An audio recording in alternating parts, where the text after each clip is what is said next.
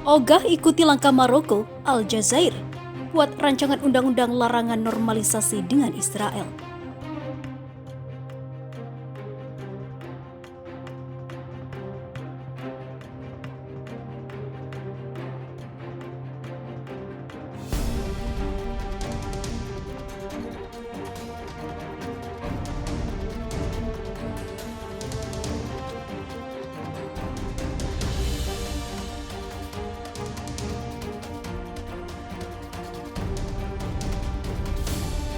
Posisi Aljazair untuk menentang normalisasi hubungan dengan Israel semakin kuat setelah Maroko menempuh jalan itu.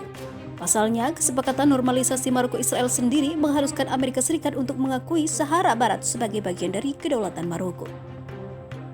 Sementara Aljazair sendiri sudah lama mendukung Front Polisario. Setelah rapat menandatangani kesepakatan normalisasi, Perdana Menteri Aljazair Abdelaziz Tejad menyebut langkah itu semakin mengguncang kawasan. Operasi asing sedang berlangsung di luar perbatasan kami dengan tujuan mengguncang Aljazair. Kami akan bersatu untuk menghadapi berbagai bahaya yang mengancam negara, kata Tejad. Seiring dengan itu, akhir pekan lalu seorang anggota parlemen Aljazair dari Partai Demokrat Nasional, Amira Selim, telah mengusulkan RUU untuk melarang normalisasi hubungan dengan Israel. RUU ini didasarkan pada posisi negara Aljazair yang menolak normalisasi dengan entitas Zionis, terutama karena normalisasi berdampak serius pada masalah Sahara Barat melalui tawar-menawar politik. Dengan justifikasi komersial dan kesepakatan yang mencurigakan, tulis Selim di Facebook seperti dikutip Sputnik, karena normalisasi ini mulai menyebarkan perpecahan sosial di sekitarnya, karena opini anonim dan juga penyebaran berita palsu, terutama di platform media sosial, maka perlu untuk melindungi warga Aljazair, lanjutnya. Selim juga menjelaskan bahwa dia bertujuan untuk mencegah perdebatan yang akan mengarah pada perdebatan ideologis yang dalam, yang mengancam keterlibatan umum dan juga stabilitas negara dan juga masyarakat. Sementara itu, Israel tepuk jidat saat melihat drone Rusia yang ditembaknya ternyata buatannya sendiri. Sudah alami hal konyol, masih harus rugi besar. Kasian. Militer negara manapun selalu tanpa garang, terlebih negara-negara seperti Israel yang memang sering terlibat konflik dengan negara lain.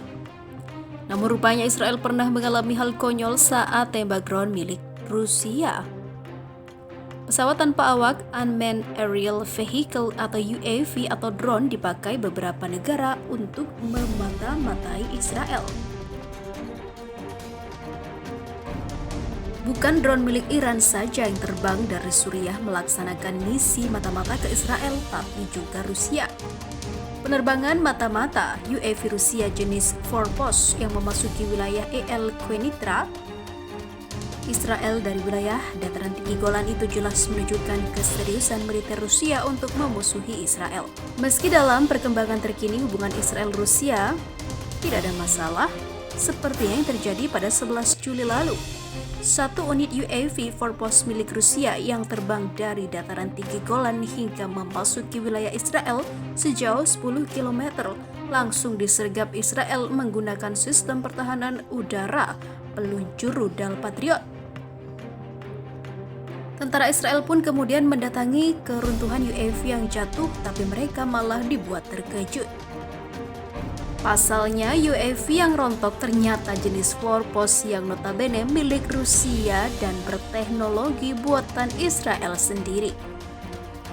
Industri pertahanan Rusia, Ural Civil Aviation Plan, selama ini memang sudah memproduksi UAV Forpos dan secara teknologi elektroniknya berdasar lisensi dari industri pertahanan Israel, yakni Israel Aerospace Industries. Di Israel sendiri, UAV Forpos dinamai Searcher 2 dan sudah dioperasikan sejak tahun 1998.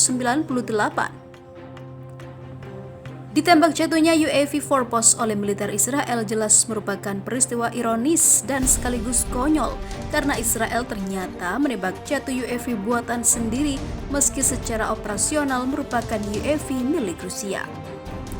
Selain itu, militer Israel juga mengalami kerugian besar karena untuk menjatuhkan UAV Forpos yang berharga di bawah 20 miliar itu, Israel telah menggunakan rudal Patriot yang berharga lebih dari 40 miliar rupiah.